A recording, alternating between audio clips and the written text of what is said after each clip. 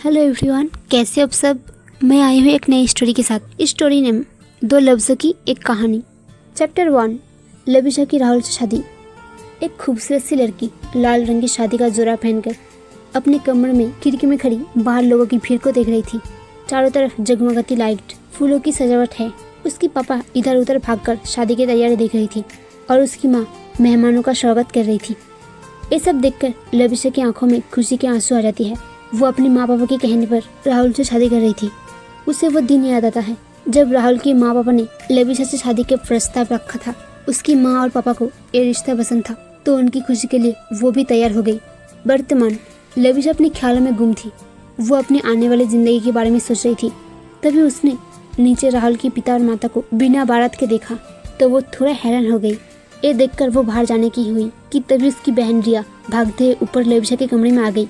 दी और रोने लगी। उसे रोता देख लविशा घबरा गई और उससे पूछा, क्या हुआ रिया, तुम ऐसे क्यों रो रही हो, क्या हुआ बताओ।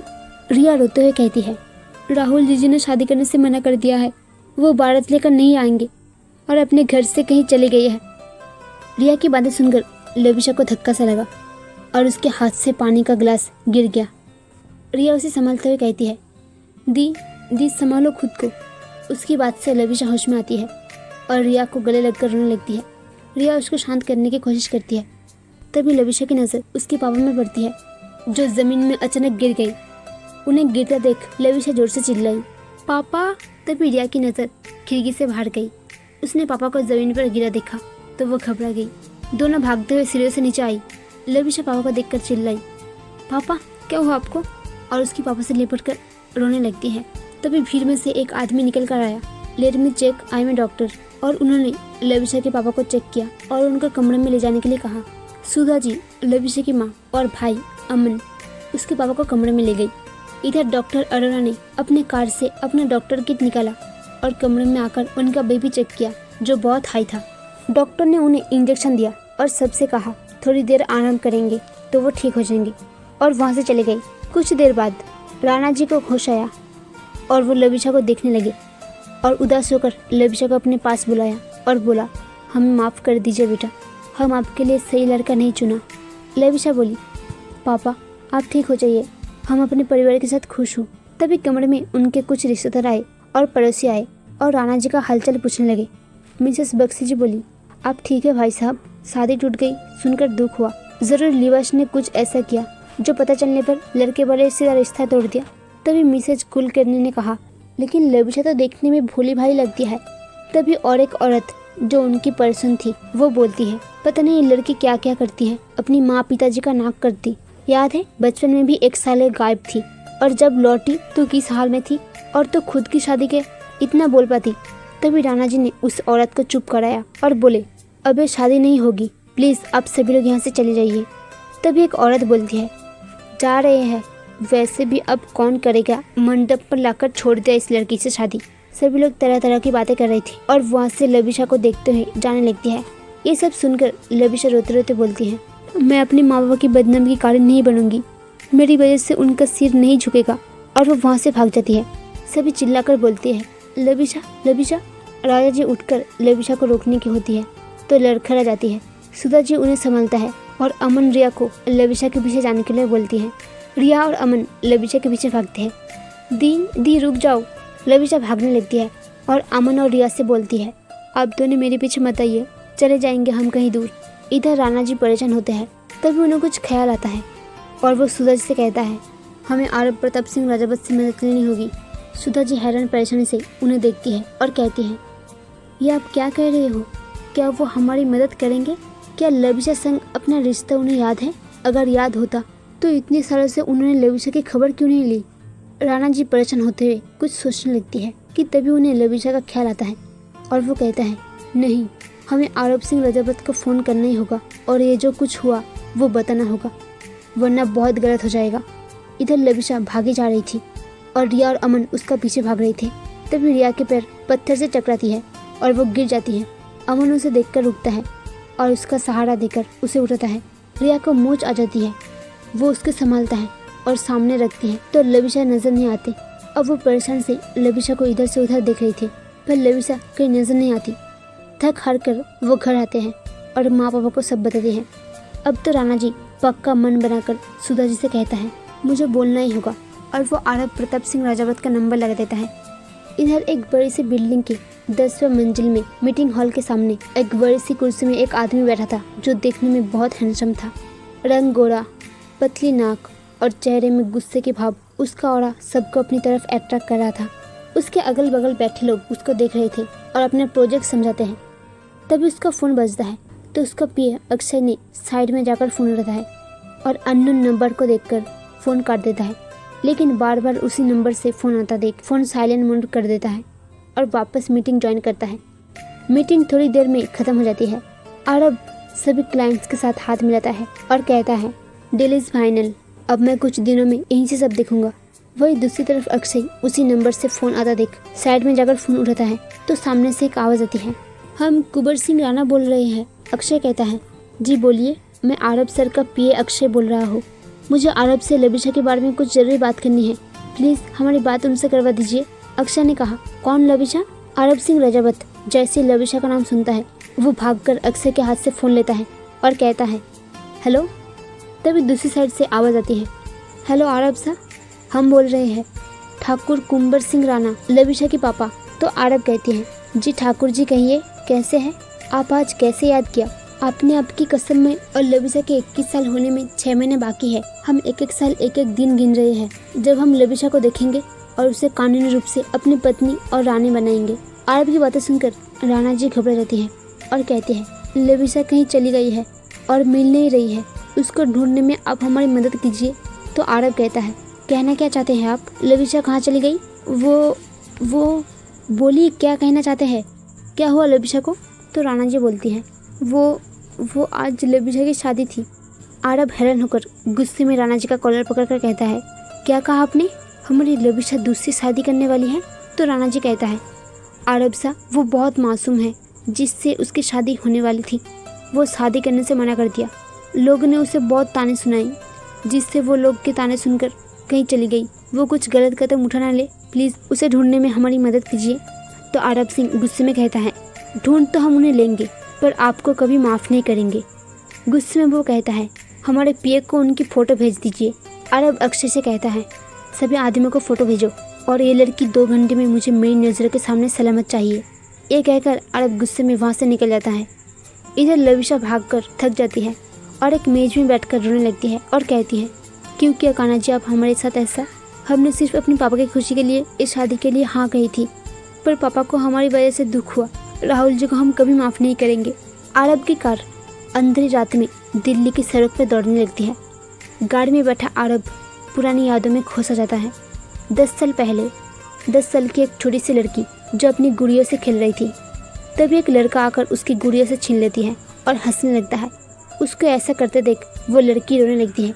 तभी वो लड़का उसे चुप कराते हुए कहता है मैं तो बस तुम्हारे साथ मजाक कर रहा था, प्लीज़ मत रो। वो लड़की को रोते देख वो लड़का उस लड़की को एक और गुड़िया लाकर देता है, जिसे देखकर वो लड़की खुश हो जाती है और उस लड़के को गले लगकर थैंक यू कहती है।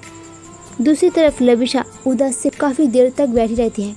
तभी उसकी नज़र सामने से आ रही 3-4 लड़के में पड़ती है जो नशे में थे और उसी की तरफ बढ़ रहे थे, जिन्हें देखकर वो घबरा जाती है और वहाँ से तेज कदमों के साथ जाने लगती है। तो वो लड़का भी उसके पीछे आने लगती है। वो घबरा जाती है और भागने लगती है।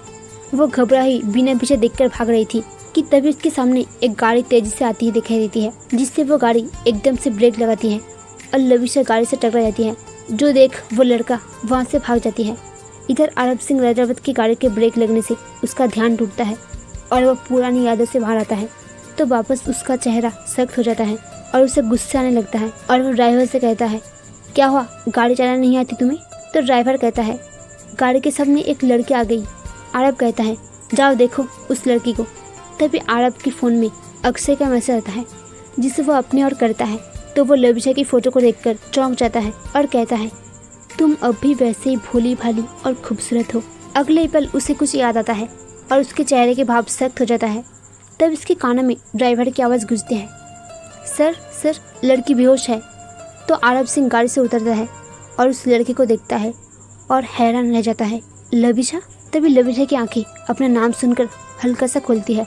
वो आरब को देखती है और फिर बेहोश हो जाता है आरब सिंह रजावत लविशा को उठाकर कार में लेटाता है और राणा जी के घर की तरफ जाता है और रास्ते में उन्हें फोन करके सब बता देती है, जिससे राणा जी भी डॉक्टर को बुला देती है। आरब सिंह राजावत लविशा को लेकर राणा जी के घर में आता है। सभी लविशा को देखकर घबरा गई। तभी वहाँ पर एक डॉक्टर आता है और लविशा को चेक करता है और उन्हें कहता है, राणा जी बच्चा ठीक है, बस टेंशन की वजह से बेहोश हो गई, थोड़ी देर में होश आ जाएगा। और अपना बैग लेकर वहाँ से चला जाता है। अब लविशा ठीक है तो सब राहत की सांस लेता है। तभी आरब सिंह की गुस्से भरी आवाज़ पूरे कमरे में गूंजती है। आरब दांत पिसते हुए कहता है, आपकी हिम्मत कैसे हुई हमारी पत्नी की दूसरी शादी कराने की। राणा जी आरब की लाल गुस्से भरी आंखों को देखकर डर जाती है और झेपते हुए कहते हैं, वो शादी बचपन में हुई थी, तब लविशा नाबालग थी। तभी आरब जी की आवाज़ आती है। वो कहता है, तब नाबालग थी, अब नहीं है। अब इस शादी को कानूनी बना देते हैं और कहता है, ये शादी आज ही होगी। राणा जी बोलते हैं, पर पहले लविशा से पूछ ले। तो वह जोर से कहता है, मेहमानों को कहिए ये शादी आज ही होगी और अभी होगी। राणा जी कुछ कहने को होता है तो आरब का गुस्सा देखकर राणा जी चुप हो जाता है। कुछ देर बाद इधर लविशा को हो जाता है। लविशा खुद को मंडप में बैठा देखकर वो घबरा जाती है और उठने की होती है कि तभी उसकी माँ सुधा जी उसके कंधे से पकड़ती है और कहती है, लविशा बेटा बैठ जाओ। लविशा अपनी माँ की आवाज़ सुनकर बैठ जाती है। इधर शादी की रस्म शुरू होती है। लविशा के कान में पंडित जी के मंत्र की आवाज़ आती है। लविशा अपने आप में ही सोचती है कि राहुल जी तो शादी से मना कर दिया था, तो फिर वो वापस क्यों आ गई। लगता है माँ पापा ने उन्हें समझाया होगा। वो बैठे बहुत कुछ मन में सोच रही थी कि कैसे अपनी माँ पापा को कहने पर वो शादी के लिए तैयार होती। वो अपने पापा से बहुत प्यार करते हैं, उनके कहने पर वो ये शादी कर रही थी। ये सब सोच ही रही थी, तभी उसे वापस पंडित की आवाज़ सुनाई देती है, लड़के को मंगलसूत्र पहना दीजिए। तो आरब सिंह रजावत लविशा को मंगलसूत्र पहना देता है। आरब का हाथ अपने गले में महसूस कर लविशा अपनी आंखें बंद कर लेती है। पंडित जी फिर से कहती है, अब कन्या के मांग में सिंदूर भरिए। लविशा की माँ लविशा के घूंघट ऊपर करती है तो आरब लविशा के मांग में सिंदूर भरता है। कुछ सिंदूर लविशा के नाक में गिरते हैं तो लविशा धीरे से अपनी आंखें खोलती है। पंडित जी की आवाज़ आती है, विवाह संपूर्ण हुआ। इधर लविशा अपने सामने बैठे शख्स को देखती है और हैरानी से उसकी आंखें बड़ी हो गई और वह मंडप से खड़े होते हुए पूछती है, आप कौन हैं। तो आरब सिंह रजावत मंडप से खड़ी हो जाती है। लविशा अपनी माँ से पूछती है, ये कौन है माँ, हमारी शादी तो राहुल जी से होने वाली थी ना, तो आपने हमारी शादी किसी और से कर दी। हमें तो लगा था राहुल जी वापस आ गई, लेकिन आपने हमारी शादी किसी और से कर दी। तभी राणा जी कहता है, बेटा ये ठाकुर आरब सिंह रजावत है, जयपुर के राजकुमार और होने वाले राजा, जिसने हमने आपकी शादी कराई है। वो आगे कुछ बोल पाते उससे पहले आरब सिंह रजावत कहता है, आपको तो जानकर दुख होगा, क्योंकि आप तो कहीं और शादी करने वाली थी। हमारी पत्नी होने के बाद भी आप दूसरी शादी करने जा रही थी, जबकि आपकी पहले से ही हमसे शादी हो चुकी थी। आरब की बातें सुनकर लविशा हैरानी से आंखें बड़ी करते हुए कहती है, पहली शादी। तभी उसके कानों में आरब सिंह रजावत की आवाज़ गूंजती है, हमने आपसे शादी ज़रूर की है, पर हम आपको अपनी पत्नी कभी नहीं मानेंगे और ना ही आपको अपने साथ विदा करके ले जाएंगे। आपको अब जिंदगी भर अब अकेला ही रहना होगा, एक छोड़ी हुई औरत बनकर। आरब की बातें सुनकर सब हैरान रह जाती है। राणा जी आरब के पास आता है, तब तक उसकी बॉडीगार्ड उनको रोक देता है। आरब तेजी से वहाँ से निकल जाता है। लविशा धर्म से नीचे बैठ जाती है। उसको तो समझ नहीं आ रहा था कि उसके साथ एक दिन में क्या हुआ। कहाँ वो राहुल से शादी करने वाली थी और उसकी शादी टूट गई, और अब शादी हुई तो एक अनजान शख्स से जो शादी करके उसे छोड़कर चला गया। उसको तो कुछ समझ नहीं आया उसके साथ ये सब क्या हुआ। वो जोर जोर से रोने लगती है तो सुधा जी और राणा जी उसे संभालने लगती है। दूसरी तरफ आरब सिंह रजावत कार में बैठा था जो शहर की सड़कों में दौड़ रही थी। तभी आरब सख्त आवाज में अपने पिए अक्षय से कहता है, हमारी कल सुबह की लंदन की फ्लाइट बुक कर दो, हमें कल ही लंदन जाना है। अक्षय कुछ कहने के लिए होता, लेकिन सर आप तो। तब तक आरब उसे घूर कर देखता है तो वो चुप हो जाता है और टिकट बुक कर देता है। इधर लविशा रोते हुए बोलती है, पापा हमारे साथ ऐसा क्यों हुआ, हमारी क्या गलती थी, हमने तो कभी किसी के साथ बुरा नहीं किया, तो हमारे साथ ऐसा क्यों हो रहा है। क्यों हमें हल्दी लगी, हमारे हाथों में मेहंदी भी सजी, हमारी मांग में सिंदूर भी भरा, गले में मंगलसूत्र भी पहनाया, फिर भी हमारी पत्नी हमें अपनाया नहीं। हमारी शादी होकर भी अधूरा रह गई क्योंकि हमारी विदाई तो हुई ही नहीं। क्यों पापा, बोलो ना माँ। बोलकर वो जमीन में बैठ गई और रोने लगी। राणा जी कहता है, सुधा जी लविशा को अंदर लेकर जाइए। सुधा जी लविशा को उठाकर कमरे में ले जाता है। रिया और अमन भी उनके साथ चले गई। तभी राणा जी ने कुछ सोचा और बार बार सोचने के बाद उन्होंने आरब प्रताप सिंह राजावत से फ़ोन किया, लेकिन बार बार फ़ोन करने के बाद भी किसी ने फ़ोन नहीं उठाया। आज लविशा के हालात देखकर राणा जी अंदर से टूट गया। उन्होंने खुद को संभाला और फिर से आरब प्रताप सिंह राजावत को कॉल किया, पर बार बार फ़ोन आने पर भी किसी ने फ़ोन नहीं उठाया और अब तो फ़ोन बंद कर दिया। कुछ देर सोचकर उन्होंने राजस्थान फ़ोन किया तो किसी नौकर ने फ़ोन उठाया। हेलो, राणा जी बोले, हमें रानी से बात करनी है। तो सामने से भैरव ने जवाब दिया, वो तो तीर्थ यात्रा में गई है, आने में काफ़ी दिन लग जाएंगे। तो राणा जी ये सुनकर निराश हो जाती है और कहा, जब वो आए तो बता दीजिएगा कि दिल्ली से कुंवर सिंह राणा जी का फ़ोन आया था और फ़ोन कर दिया। अगले दिन सुबह आरब प्रताप सिंह राजावत लंदन जाने के लिए निकल चुके थे और फ्लाइट में बैठकर लविशा के बारे में सोच रहा था और गुस्से में अपने आप में कहता है, लविशा, हम आपको कभी माफ़ नहीं करेंगे। आप हमारी शादी को भूल गई, हमें भूल गई। आपकी शादी तो हमसे हुई थी, आप हमारी पत्नी थी, तो आप किसी और से प्यार कैसे कर सकती है, कैसे किसी और से शादी कर सकती है। वो बचपन की याद में खो जाती है। 10 साल पहले एक लड़की जिसकी उम्र 10 साल के आसपास होगी और लड़का जो 18 साल के आसपास होगा, मंडप में बैठे शादी की रस्में निभा रहे थे। दोनों खुश नजर आ रहे थे। ये आरब प्रताप सिंह राजावत और लविशा राणा था। राणा जी और आरब की दादी सा राजस्थान की महारानी लक्ष्मी प्रताप सिंह राजावत शादी में मौजूद थे। लक्ष्मी प्रताप सिंह कहती हैं, राणा जी, हम जानते हैं आप इस शादी से खुश नहीं हैं, लेकिन राजा जी की तबीयत बहुत ख़राब है और वो चाहते हैं उनको कुछ हो उससे पहले वो आपके पिताजी से क्या वादा अपनी पोती की शादी उनकी पोती से करवाएंगे वो पूरा हो जाए और अपनी पोता बोधू दिखे। तो राणा जी कहता है, हम जानते हैं, लेकिन लविशा छोटी है, वो तो शादी का मतलब भी नहीं जानता, उसके लिए तो एक गुड्डा गुड़िया खेल है। और वैसे भी हम एक साधारण सरल जीवन जीते हैं और अपनी बेटी को भी वही देना चाहते हैं। और आरब साहब तो इस विरासत का राजा बनने वाले हैं, उनमें हमेशा खतरा रहेगा और ये खतरा हमारी छोटी सी लविशा में रहेगा। उन्हें कुछ हुआ तो क्या होगा हमारी बेटी का, वो तो बहुत मासूम है और उन दोनों की उम्र में कितनी फासला है। तो रानी से कहती है, आपकी बेटी को कुछ नहीं होगा, हम वादा करते हैं, पर ये शादी तो होकर रहेगी। ठीक है रानी सा, पर हम भी एक वादा चाहते हैं। कैसे वादा? हम चाहते हैं कि लविशा जब तक 21 साल का ना हो जाए वो हमारे साथ दिल्ली में रहे। बाद में हम लविशा और आरब की शादी कानूनी रूप से कर देंगे, तब तक लविशा समझदार हो जाएगी। तो राणा सा कहती है, ठीक है, जब तक लविशा 21 साल की नहीं हो जाती वो हमारी अमानत बनकर आपके पास रहेगी। इधर लविशा और आरब की शादी हो गई और आरब लविशा से कहता है, अब हमारी शादी हो गई, अब हमेशा हम लोग साथ में रहेंगे। तो लविशा मुस्कुरा देती है। शादी पूरी होने की कुछ देर बाद राणा जी लविशा से कहता है, बेटा चलो हम दिल्ली जा रहे हैं। लविशा उदास होकर कहती है, पर पापा हम तो यहाँ महल में रहना चाहते हैं, यहाँ तो बहुत मज़ा आता है।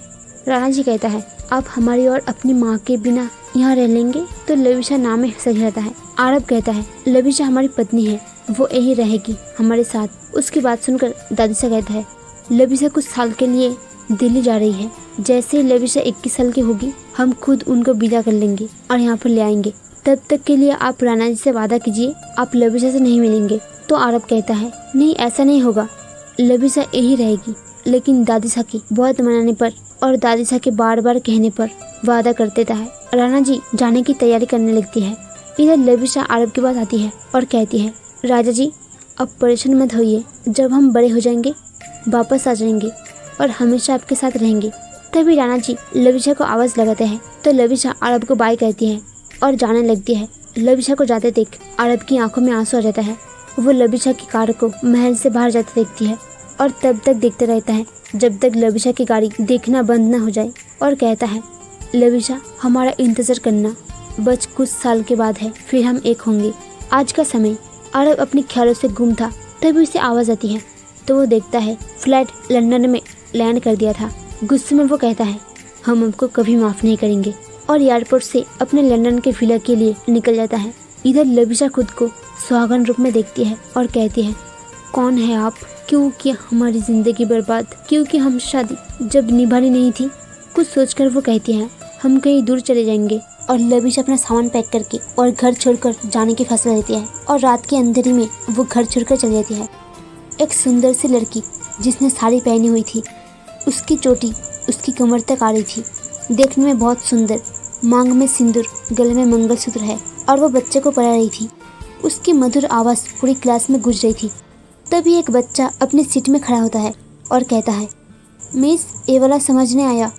तो लविशा मुस्कुराकर कहती है, मैं एक और बार समझाती हूँ। तो लविशा समझाने लगती है। इस पर बच्चे को अच्छे से समझ आता है तो वो कहता है, अब अच्छे से समझ आ गया मिस। तो लविशा मुस्कुराकर कहती है, इसको घर में भी प्रैक्टिस करना। तो वो हाँ में सच ले लेती है। तभी चपरासी रामू आता है और कहता है, लविशा मैडम, प्रिंसिपल सर बुलाया है आपको। तो लविशा हाँ में सही लेती है और बच्चे को बोर्ड में कुछ समझ देकर प्रिंसिपल ऑफिस में आता है और कहता है, मे आई कम इन सर। प्रिंसिपल सर, कम इन। लविशा अंदर आती है और कहती है, आपने बुलाया सर? तो सर लविशा के हाथों में एक लेटर देता है और कहते हैं, मिस लविशा, आपका तबादला राजस्थान हो गया है। आपको परसों से ही स्कूल ज्वाइन करना होगा क्योंकि बोर्ड एग्जाम में कुछ ही महीने बाकी है। लविशा लेटर लेती है और थैंक यू बोलती है। तो प्रिंसिपल सर कहता है, all the best Lavisha.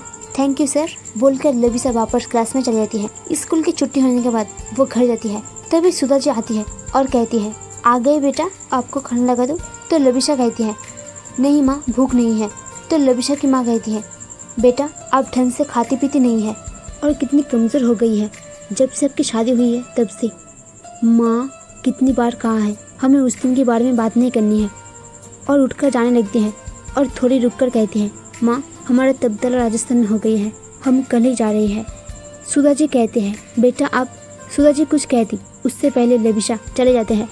Sudha ji तुरंत राणा जी को फ़ोन करती है। राणा जी कहती है, हेलो कैसे आप, बच्चे कैसे हैं? सुधा जी कहते हैं, सब ठीक है, पर लविशा। राणा जी कहते हैं, लविशा क्या हुआ लविशा को? तो सुधा जी कहते हैं, वो ठीक है, पर उसका तबादला राजस्थान हो गया है और वो जा रही है। आपने उसे रोका नहीं? तो सुधा जी कहते हैं, क्या कहते? लविशा तो कुछ नहीं जानती, बड़ी मुश्किल से वो अपने जीवन की जख्मों को भूलकर आगे बढ़ रही है। उस दिन तो वो घर छोड़कर चली गई थी, वो तो हम वापस लेकर आई है, लेकिन उसने अपनी शादी के बारे में कोई भी बात करने से मना किया है। हमने आरब के बारे में बताने की कोशिश की, लेकिन लविशा ने अपनी कसम दिया है अगर हमने उसे इस बारे में बात किया तो वो खुद कुछ कर लेंगी। लेकिन अब तो वो राजस्थान जा रही है, अगर वहाँ उसकी सामना अरब से हो गई तो राणा जी कहता है, अरब सा कौन सा आने वाला है, वो तो सब छोड़कर लंदन चले गए हैं, वो राजस्थान में नहीं है। कुछ दिन पहले मुझे पता चला है वो अब लंदन में है और रानी सा यात्रा में है। जब वो वापस आएगी तब हम उनसे बात करेंगे। आप लविशा को जाने दीजिए, हम जल्दी वापस आते हैं। तो सुधा जी कहती है, लविशा कहती नहीं है, पर वो आज भी उस रात में ही अटकी है, जाने उसकी किस्मत में क्या लिखा है। रात के समय लविशा अपने कमरे में खिड़की में खड़ी चांद को देख रही थी। तभी उसने अपने गले में मंगलसूत्र को अपने हाथों से छुआ और खुद में बोली, क्यों कि हमसे शादी जब छोड़कर ही जाना था। हम तो अभागन हैं, पर अपने सुहाग के बारे में कुछ नहीं जानते। लविशा के पापा ने लविशा को अरब के बारे में बताना चाहा, पर लविशा ने उन्हें रोक दिया था। जब हमारे पति हमको छोड़कर चले गए तो उनके बारे में जानकर हम क्या करेंगे। ऐसे ही लविशा रात भर सोचती रही।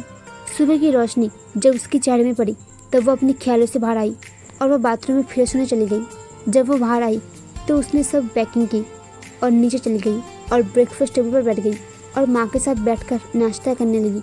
उसकी माँ कहती है, बेटा कुछ दिन रुक जाओ, पापा को आने दो, तब चले जाना। लविशा बोली, हमें इसी हफ्ते ज्वाइन करना होगा, तो आज ही निकलना होगा और सेटल होने में भी टाइम लगेगा। पापा के आते ही आप दोनों भी आ जाए। वैसे भी रिया और अमन हॉस्टल में है, तो पापा और आप हमारे साथ रहना। दिन का समय। लविशा कहती है, माँ हम चलते हैं। वो सुधा जी का पैर छूती है और उन्हें गले लगती है और आशीर्वाद लेकर चली जाती है।